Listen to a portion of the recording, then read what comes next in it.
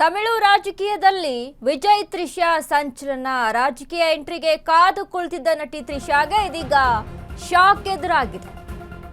ತಮಿಳು ರಾಜಕೀಯದಲ್ಲಿ ವಿಜಯ್ ತ್ರಿಷಾ ಸಂಚಲನ.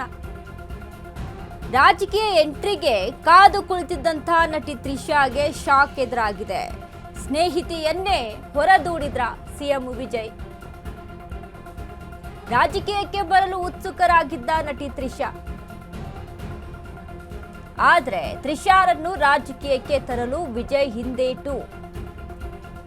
ರಾಜ್ಯಸಭೆಗೂ ಹೋಗಲ್ಲ ತ್ರಿಷಾ, ತಿರುಚಿಯಿಂದಲೂ ನಿಲ್ಲಲ್ಲ ತ್ರಿಷಾ. ನಟಿ ಆಪ್ತೆ ತ್ರಿಷಾಗೆ ಚೆಕ್ಮೇಟ್ ಇಟ್ಟ ಸಿಎಂ ದಳಪತಿ ವಿಜಯ್. ಆಗಿದ್ರೆ ತಮಿಳುನಾಡಿನಿಂದ ರಾಜ್ಯಸಭೆಗೆ ಹೋಗೋರು ಯಾರು? ತಿರುಚಿ ವಿಧಾನಸಭಾ ಕ್ಷೇತ್ರದಿಂದ ಸ್ಪರ್ಧೆ ಮಾಡೋದು ಯಾರು? ಸಿಎಂ ಜೋಸೆಫ್ ವಿಜಯ್ ತಲೆಯಲ್ಲಿ ಏನು ಓಡ್ತಾ ಇದೆ? ಸಿನಿಮಾ ರೀತಿಯೇ ರಾಜಕೀಯ ಮಾಡ್ತಿದ್ದಾರಾ ವಿಜಯ್? ತಮಿಳು ರಾಜಕೀಯದಲ್ಲಿ ವಿಜಯ್ ತ್ರಿಷಾ ಸಂಚಲನ ಸಾಕಷ್ಟು ಚರ್ಚೆ ಆಗ್ತಾ ಇತ್ತು. ತಿರುಚಿಯಿಂದ ಇದೀಗ 2 ಕ್ಷೇತ್ರದಲ್ಲಿ ಗೆದ್ದಂತ ವಿಜಯ್ 1 ಕ್ಷೇತ್ರಕ್ಕೆ ರಾಜೀನಾಮೆಯನ್ನ ಕೊಡುವಂತ ಅನಿವಾರ್ಯತೆ ಇತ್ತು. ಸೊ ಹಾಗಾಗಿ 1 ಕ್ಷೇತ್ರಕ್ಕೆ ರಾಜೀನಾಮೆ ಕೊಡ್ತಾರೆ ಅಂತ ಅಂದ್ರೆ ಅದು ತಿರುಚಿ ವಿಧಾನಸಭಾ ಕ್ಷೇತ್ರಕ್ಕೆ ರಾಜೀನಾಮೆ ಕೊಡ್ತಾರೆ ಅಂತ ಅಂದ್ರೆ ಅಲ್ಲಿ ಮತ್ತೆ ಯಾರಿಗೆ ಅವಕಾಶ ಮಾಡಿಕೊಡ್ತಾರೆ ಅನ್ನುವಂಥ ನಿಟ್ಟಿನಲ್ಲಿ ತ್ರಿಷಾ ಹೆಸರು ಮುನ್ನೆಲೆಗೆ ಕೇಳಿ ಬರ್ತಾ ಇತ್ತು. ಬಟ್ ಇದೀಗ ಸಡನ್ ಆಗಿ ಎಲ್ಲ ಪ್ಲಾನ್ಗಳು ಕೂಡ ಚೇಂಜ್ ಮಾಡ್ಕೊಂಡ್ಬಿಟ್ಟಿದ್ದಾರೆ. ರಾಜಕೀಯವಾಗಿ ತ್ರಿಷಾಗೆ ಸದ್ಯಕ್ಕೆ ಎಂಟ್ರಿ ಇಲ್ಲ.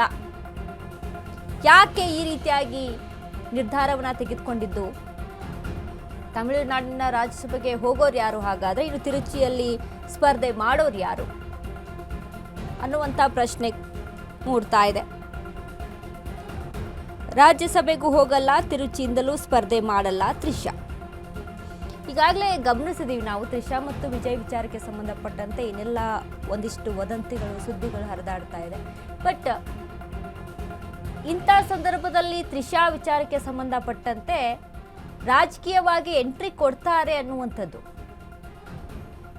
ಸಿಎಂ ವಿಜಯ್ ಆದಮೇಲೆ ತ್ರಿಷಾಗೆ ರಾಜಕೀಯಕ್ಕೆ ಎಂಟ್ರಿ ಸಿಗುತ್ತೆ ಅನ್ನುವಂಥ ಸುದ್ದಿ ಹರಿದಾಡ್ತಾ ಇತ್ತು. ಇತ್ತೀಚೆಗೆ ನಾವು ಗಮನಿಸಿದ್ವಿ DCM ಮಾಡಿಬಿಡ್ತಾರೆ ತ್ರಿಷಾನ ಅನ್ನುವಂಥ ಸುದ್ದಿನೂ ಕೂಡ ವೈರಲ್ ಆಗಿತ್ತು. ಬಟ್ ಇದೀಗ ತಿರುಚಿ ಕ್ಷೇತ್ರಕ್ಕೆ ರಾಜೀನಾಮೆ ಕೊಟ್ಟಿರುವಂಥ ವಿಜಯ್ ಆ ಕ್ಷೇತ್ರಕ್ಕೆ ಬೇರೆಯವ್ರನ್ನ ನಿಲ್ಲಿಸಬೇಕು. ಬೇರೆಯವರು ಅಂತ ಅಂದರೆ ಇರುವಂಥ ಆಪ್ಷನ್ ಯಾರು ಅಂತ ನೋಡಿದಾಗ ತ್ರಿಷಾಗೆ ಆಯ್ಕೆ ಮಾಡ್ಕೊಳ್ಬೋದು ಅನ್ನುವಂಥ ಗೊಂದಲ ಇತ್ತು. ಬಟ್ ಇಲ್ಲಿ ತ್ರಿಷಾ ಹೆಸರು ಮುನ್ನೆಲೆಗೆ ಇಲ್ಲ. ಹಾಗಾದರೆ ಯಾರಿಗೆ ಆಯ್ಕೆ ಮಾಡ್ತಾರೆ, ಯಾರಿಗೆ ಅವಕಾಶ ಮಾಡಿಕೊಡ್ತಾರೆ, ರಾಜ್ಯಸಭೆಗೆ ಎಂಟ್ರಿ ಕೊಡೋರು ಯಾರು? ಹಲವಾರು ಪ್ರಶ್ನೆಗಳನ್ನು ಮೂಡಿಸ್ತಾ ಇದೆ ಈ ಒಂದು ರಾಜಕೀಯ ಬೆಳವಣಿಗೆ. ದಳಪತಿ ವಿಜಯ್ ನಿಲುವು ಏನಾಗಿರುತ್ತೆ ಅನ್ನುವಂಥ ವಿಚಾರಕ್ಕೆ ಸಂಬಂಧಪಟ್ಟಂತೆ ಸಾಕಷ್ಟು ಚರ್ಚೆ ಆಗ್ತಾ ಇರುವಂಥದ್ದು. ಆದರೆ ಯಾವ ಕಾರಣಕ್ಕೆ ತ್ರಿಷಾ ಅವರನ್ನ ಕಡೆಗಣನೆ ಮಾಡಿದ್ರು? ತ್ರಿಷಾಗೆ ರಾಜಕೀಯ ಎಂಟ್ರಿ ಯಾವ ಕಾರಣಕ್ಕೆ ಇಲ್ಲ? ಸದ್ಯಕ್ಕೆ